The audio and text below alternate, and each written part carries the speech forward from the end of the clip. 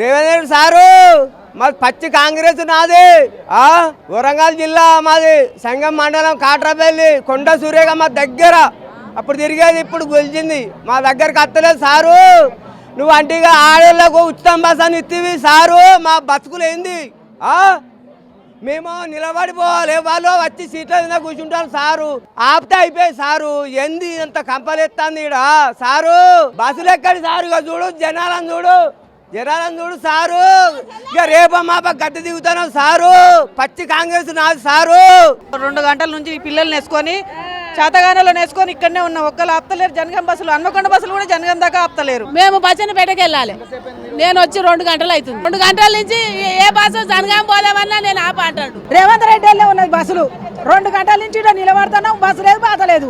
ఇక ఇంటికాడ ఉన్న చదువుకునేది ఉంటే ఎట్లుంటది? రేవంత్ రెడ్డి ఇదే రెడ్డి అయితే రెడ్డిది. తుమ్ముకుంటకెళ్ళి వచ్చినాము. కుమ్మరీలు పోవాలంటే 2 గంటలు అవుతుంది. నిలబడి కాళ్ళు వస్తున్నాయి. కూర్చునే స్థలం కూడా లేదు. ఫుల్ మంది. ఏం చేయాలమ్మా, చూస్తేనే భయం అవుతుంది. వెళ్ళిపోవాలన్నా ఇంటికి, ఏంది కథ అని అనుకుంటున్నా. ఏం చేసిండమ్మా? ఏం చేయలేడు. ఫుల్ మంది. అది చూస్తేనే భయం అవుతుంది. బస్సులు చూస్తేనే భయం అవుతుంది. పిల్లలను వేసుకొని అర్ధగంటకి ఎక్కువ అవుతుంది. ఒక్క బస్సు వస్తలేదు. జనగాం కానీ, మోత్కూరు కానీ, తొర్రూరు కానీ ఏ బస్సులు వస్తలేము. పిల్లలతో చాలా ఇబ్బంది అవుతుంది. మాకు వేరే బస్సులు కావాలని అనుకుంటున్నాం. రావట్లేదు. మేము వచ్చి 2 hours అవుతుంది. ఇంతవరకు ఒక బస్సు కూడా రాలేదు. మేము బచ్చన్నపేటకి వెళ్ళాలి. చిన్నపిల్లలు ఏడుస్తున్నారు. ఇంతవరకు బస్సు రాలేదు. ఇక్కడ ఆటో సిబ్బంది వచ్చిర్రు, 10 minutesలో వస్తారన్నారు. ఇంతవరకు బస్సు రాలేదు. చాలా సేపు అవుతుంది. మేము వచ్చి గంట అవుతుంది. ఎక్కడికి చాలా సేపు అయింది రావట్టి. అసలు బస్సులు రావట్లేదు. చూస్తున్నాం, వెయిటింగ్ చేస్తున్నాం. ఫ్రీ బస్సు పెట్టమని అడగలేదు. మేము పెట్టారు, కానీ ఎండ్లో సెరిక లేదు.